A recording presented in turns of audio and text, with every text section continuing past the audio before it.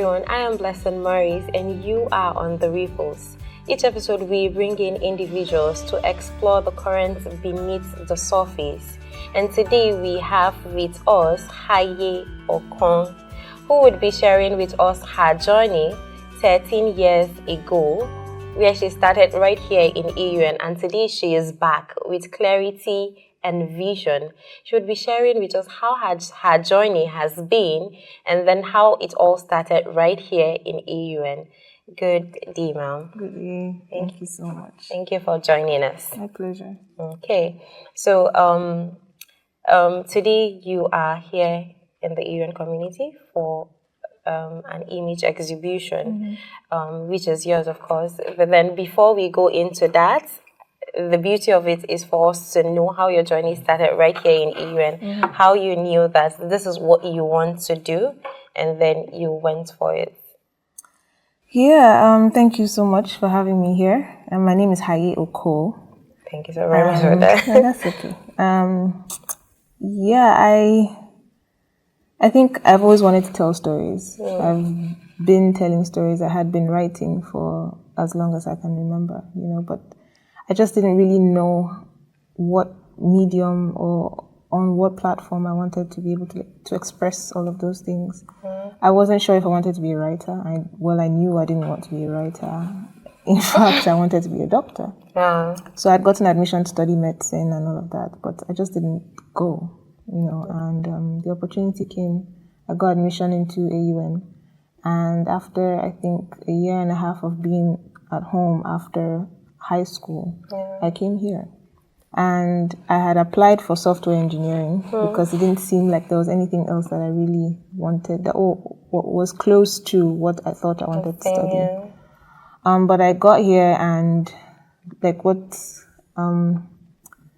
category a number of people would fall into during orientation, where they say we're uncertain. And they just ask, if you're uncertain, that's okay. There are a number of people who just study whatever until their third year before clarity comes, but once I went through the curriculum again and I realized, there's a major of film that I could take, I decided, okay, let's just go with that and see where it leads. Because I had been uncertain for some time, just not being able to find the box within which I thought I could really fit into. But CMD felt like it. So I said, okay, you know what, let's go try this. And AUN gives that opportunity for you to explore different things until you're able to make up your mind, take the electives until you can find that space where you now fit in, or the box you fit in. And it was quite interesting because I felt, how about I just study what I enjoy as opposed to being forced to study something that seems serious. That is too serious. So, CMD is serious. It's serious. The art is serious. Communications is serious. But at the same time, I didn't want to be stuck in a box that I didn't feel like I fit in. So it would be like a square peg in a round hole, and I didn't want that. I remember one of my professors, who is like my favorite teacher in the world, Professor Paul Molu, was the first professor I had in school who sort of saw what it was that was in me, and felt like it was his born mandate to bring it out. So he was my public speaking lecturer here at AUN, and he said, I can't believe how shy this girl is. I can't, So he tried to bring whatever it was out. And it was quite interesting that someone would take such an interest in something that I hadn't even expressed to anyone. So it was, it took a while, and even though I come from a family of photography, of art and things like that, it wasn't something that I had readily expressed outside of my home, outside of myself. So in 2010, I remember that my expression of or for photography now came out, and that was the first time I picked up a camera on my own without my father forcing me to carry one, and I would just create images of everything. I didn't have a camera on my own, so I would borrow the camera from the CMD lab and then just create images. And before I knew it, I would be the one documenting events, cover the fashion shows, create images for models. And because models were also trying to sell their markets, I was their go-to photographer at the time. So, I mean, that's pretty much where the journey started. And there were opportunities for me to express myself. So the dream became that I wanted to be a filmmaker. But again, I just wasn't sure in what capacity. And as God will have it, over time and after a couple of years, I'm now able to live that dream as a film producer, even though I have a feeling that I will still end up as a director, because I feel like that kind of was always the plan. Yeah. But I mean, I don't own my life, so there's that. Yeah. So that's pretty much where it started. Wow. You spoke about AUN giving their students the opportunity to explore what they want, even before you know, okay, this is what I want to study. And then I know that there are a lot of students who maybe their parents will say, this is not serious, this sounds more, okay, doctorate degree, go for accounting, go for this. Do you feel that AUN is this environment where a student can be able to bet that thing that they want for themselves? Or is this just an influence of the environment? Maybe CMD is a fun department where you see a lot of activities, students going out for events and all that. Or you feel that AUN is just a place where people really search inside them? I think it's a combination of both. You can't, I mean, in the end, if you just go with what people tell you to do, you get lost. So as much as AUN is an enabling environment, ultimately, people still have to make their choices. We still have a lot of parents who think that they have to tell their children what to study, what professions they have to take on, who they need to become. But I think that ultimately, yes, you can guide the same way a school can guide. But the individuals have to decide for themselves who they want to become. So AUN provided that environment for me. I think that once I made the decision, it even became more enabling as we went along. I wouldn't have fit into any other department. I mean, in high school, I was a science student, so my compulsory courses like chemistry and things like that, I aced because I already had the background. But then it was easy for me. But then, as much as people say CMD is the fun department, the people still fail in CMD. You know, so it's not really about just being, yes, it's fun, but it's also difficult. One of my worst courses, research methods. Gosh, I remember the course because it was one of the toughest. But these were courses that we had to do, and there wasn't anything that I didn't do to make sure that I didn't flunk the class. And I needed to make sure that I put in the work. I remember film editing 4 something. I don't remember the course code. It was a tough course, and it was by my favorite professor. So you would think that because this is your favorite professor, of course. No, it was a tough class. It was tough, and I pushed and pushed and pushed, and eventually, I think my final grade was an A-, but it was even. I remember calling and asking, "Are you sure this is how? My grade?" You know, and he said, "Do you want to see?" And he showed me all my test scores and everything, just so that I could prove to myself that I did it. It wasn't because of anything. So it's not. You still have to put in the work. You still have to make the decision. So I'm grateful to AUN because I've pretty much always had an enabling environment from high school up until university and all that. But because of where I was coming from, I felt lost before I even came in here. But when I got in here, and the kind of professors that I now had, I now felt like, oh, okay, it's not all lost. It's not. And as much as I had a major, which was film and TV, there was even no radio for us at the time. It was film and television. But because there was the opportunity to do other stuff, journalism, you would touch on research, you would touch on advertising, and whatnot. you come out knowing that you're a professional. You're not just someone who picks up a camera and is able to walk around with it. Yeah. So I can sit on whatever decision-making table there is and prefer solutions as well. Of course. Is there any practical work that you've done while you were a student that stood out for you, and you knew that, okay, you were putting in your all, and it's not just you reading or studying on the theories, but then you were also able to put in the practical aspect while you were a student? I mean, so I did work study while I was here, and it was in the CMD lab. Okay. There were times when I would be the go-to person for projects, when people wanted to get certain things done.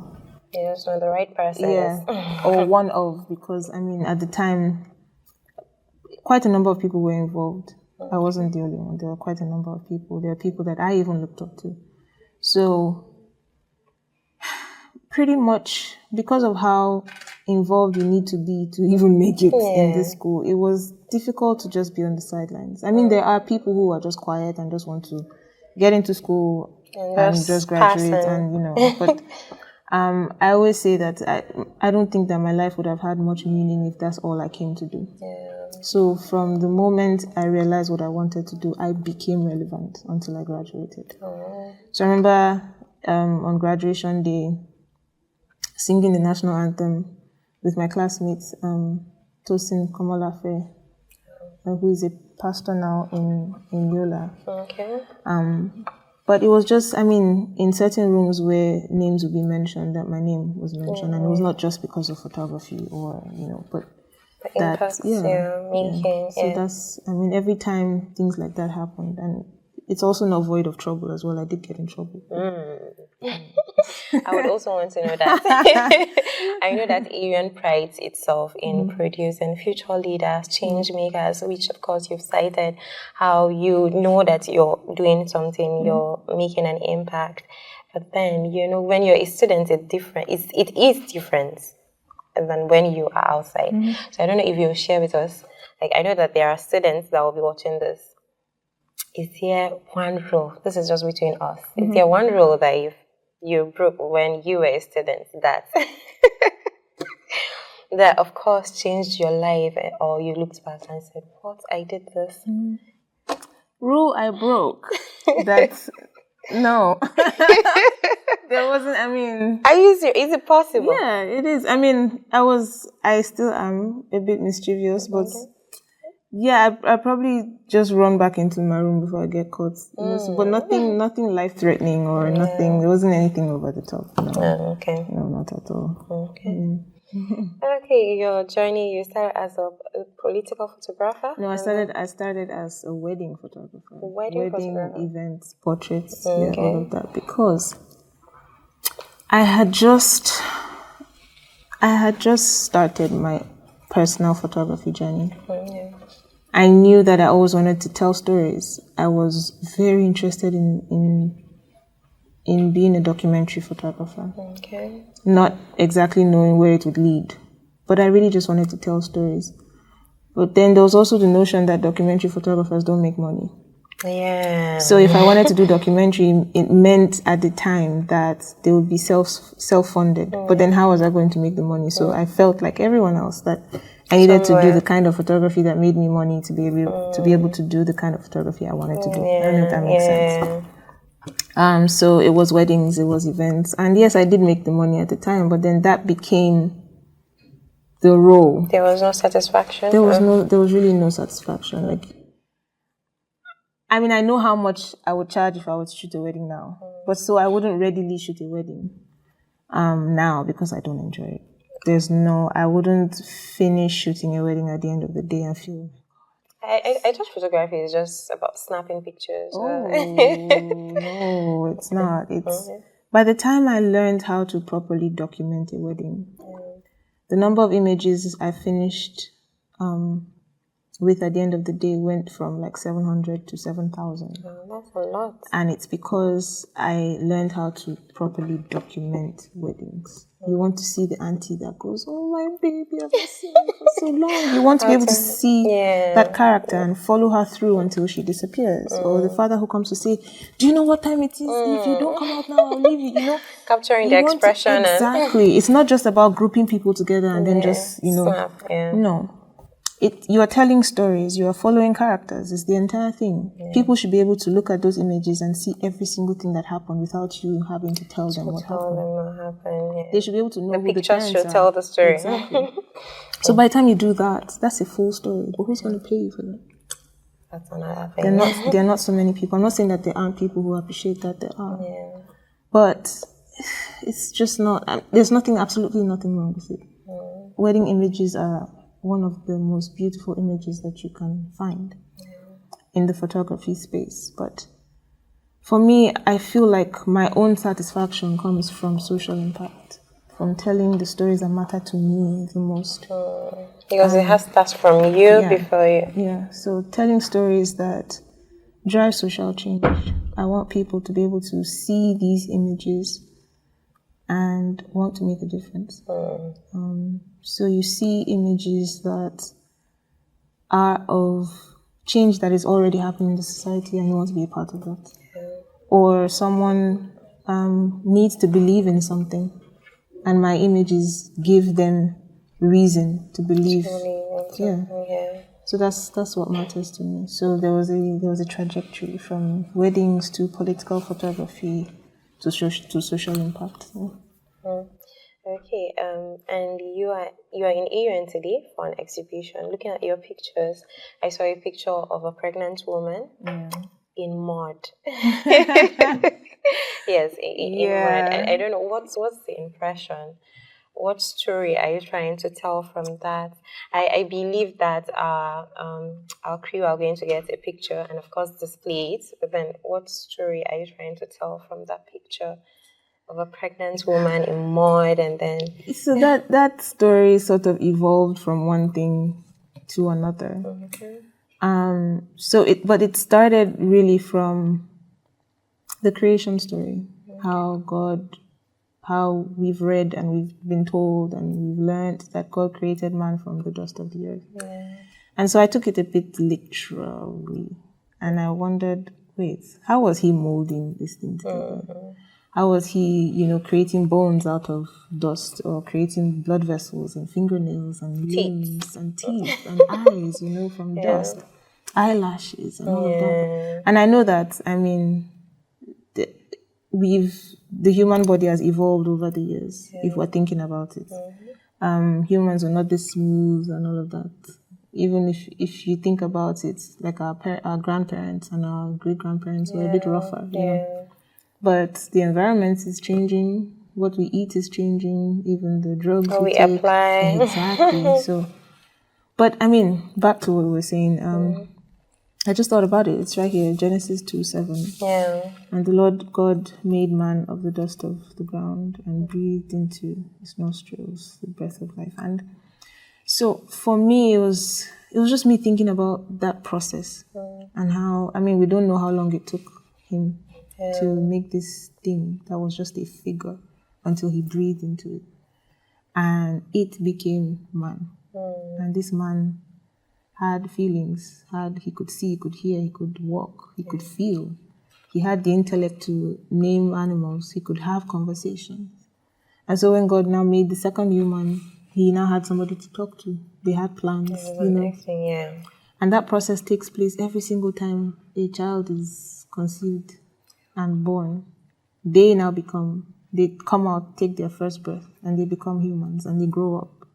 Now they become us, where we make decisions and we're having podcasts and things like that. But we don't see that process of making, that molding process. We don't see it. We don't see concern about the after. Yeah. So someone gets pregnant, they know they're pregnant, or they don't. And then 9 months later, they're about 9-10 months, they give birth to this child. And they've been through pain, discomfort. They've been through maybe even regret. They've been through the most uncomfortable situations. They've been through a phase where they even wanted to give up. You know, they say childbirth is a 50-50 situation. It's either you make it or you don't. Yeah. So some pregnant women will tell you how they almost lost their lives because they were just out of breath and just out of it, lost so much blood and all of that. You know, you think of the goriest situation ever. Yeah. But when this child comes out, the joy. You forget the pain. Yeah. You may experience it much later, obviously, especially if you had surgery to get this child out.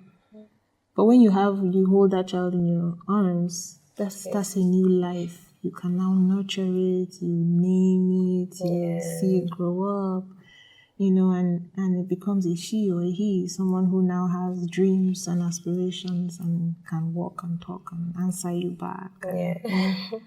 It's the same with our ideas. And gets you angry. Oh, yeah. Yeah. It's the same with the things that we're passionate about. Yeah. The same with purpose and greatness. It takes time to build. It is hard. Sometimes it is arduous. It's uncomfortable. True. It's painful. Sometimes you're just like, you know what, I'm not doing this anymore. And you just drop it. And there are times when children have been aborted, ideas have been aborted. You're just like, you know what, I cannot. And you just literally get rid of it. But there are times when you push through and you keep pushing and pushing and pushing until this idea comes to life. And you are so proud of it. And you don't even remember all the discomfort and the brokenness and, you know, the discouragement you might have felt when you were trying to build this process. So metaphorically, I just want to be able to show that. Okay. And so I got these really beautiful pregnant women who finally agreed to be part of the project. Because I know it's actually difficult. There are people that would not want to do such things. But... Yeah. But one of them, it wasn't difficult to convince them. Okay. One of them I covered in mud to be able to depict that molding and had her act as though she was the one who was molding this child. We don't get to see what goes on the inside. Like the same way we were not there during the creation story. Yeah. But we can imagine it. But imagine if you could see this molding process from the outside. How would it look? So that was it. And so it's photography, but it's also mixed media. Yeah. So you see the images, but you're able to feel some texture. Yeah. So that's part of what makes it exciting for me, that I'm able to express in different mediums, but on the same platform. I don't know if that makes sense. Yeah, well, that's awesome. When you were talking, it was just giving me a lot of things were just going through my head. Like, you would not know what you have, or sometimes you don't appreciate little things, but then when you look back, you know, there are times you go through things and then it's just so painful, but then after some time you just discover that, okay, this thing was just building me. It was just a process. Well, thank you so very much for sharing this idea with us. I don't know if there's anything you would want to say after a long time, after 13 years, coming back to the AUN community. Is there any changes? Have you noticed anything different from your own days? You know? I mean, there are quite a number of things that are the same. There are more buildings, obviously. The classes look a lot better. I've seen a couple of faces that I remember from back then. A whole lot of new faces. Very many 13 years is... Yeah, it's a long time. You know, but I really congratulate those that are still here. That it's still an enabling environment. It's been exciting just walking in here and seeing what the lab looks like. Going to the what's it called? Student advising building where the Dean of Students Affairs is. Student Affairs, yes.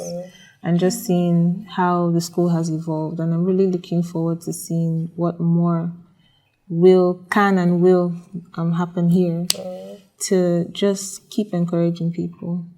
And I mean, if I could tell anyone anything, this is 13 years after my own professional journey started.